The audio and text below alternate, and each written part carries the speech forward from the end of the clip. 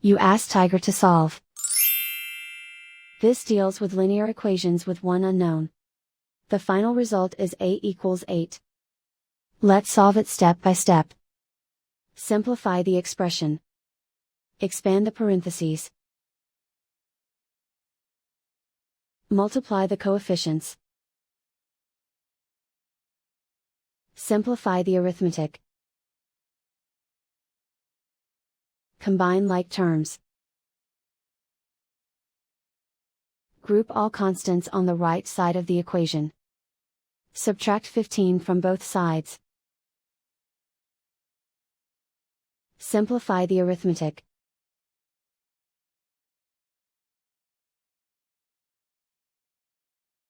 Isolate the a. Divide both sides by 13. Simplify the fraction. Find the greatest common factor of the numerator and denominator. Factor out and cancel the greatest common factor. And so the final result is a equals 8.